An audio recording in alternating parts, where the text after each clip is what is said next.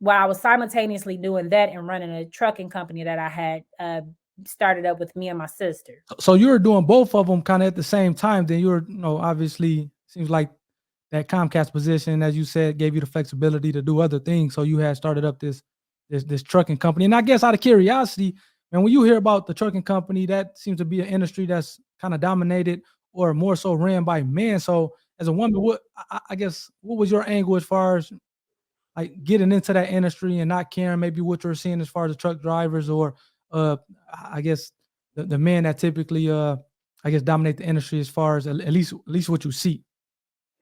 So the trucking industry, it ain't for the faint of heart, and you gotta have a backbone. And like we jumped into the industry with no knowledge at all. We didn't Okay. know anything about nothing, and we jumped. Well, it initially started. We have a brother that drives semi trucks, and it was supposed to be, he was supposed to be kind of like helping us along and different stuff like that. And in the process of us starting a company, he basically found out that he's not driving for us and helping us, like he goes ghost on us. So now we're stuck in the middle of, we have a brand new trucking company. We just purchased a truck. We have our authority and everything like that. And we having to figure things out on the fly. And so what I did is I started out reaching out to people and resources. And I got on Facebook and Facebook groups and different stuff like that. Yeah. And I kind of like had to figure it out, because here we are with a business that we don't have any idea what we doing. So hold on, you guys purchased the truck and actually like, okay, we're gonna do this without any, because at least when I got into the real estate business, I had read a few books. I had talked to a few people who were, within that industry, at least to get the ins and outs and at least an idea of what it was about and the things that I can look forward to. But did you guys do none of that? It was just like, hey, let's go purchase a truck and let's No, we get had to it. did market analysis. We did all of that stuff, and Okay, we knew what okay. we was up against and different things like that. And Yep.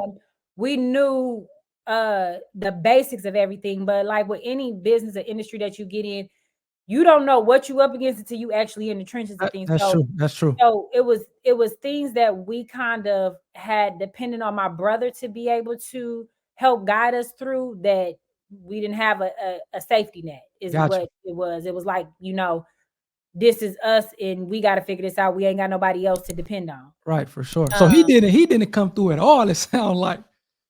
Bruh, when I tell you, yeah, I just started talking back to him this year, and that was that was after I had to get some stuff off my chest. Right. But yeah, he basically did us like how typical drivers do. Yeah. Like we didn't find out that he wasn't gonna work for us and help us, or us work together and drive for us, until the day we found out on a three-way phone call, trying to figure out how to get insurance on the car. We had called one of his friends, and his friend was like, "Oh, so you deciding you're gonna work for the with your sisters and stuff for the family now?" He's like, "That's good." We didn't have any. We didn't get a heads up or nothing. And after we had bought the truck, and because we had bought it in South Georgia and had to drive it up, and he drove it up for us. Okay. After that, we didn't hear anything else from him. Really? So I guess what why not just say, hey, man, I can answer some questions, but I'm not, I'm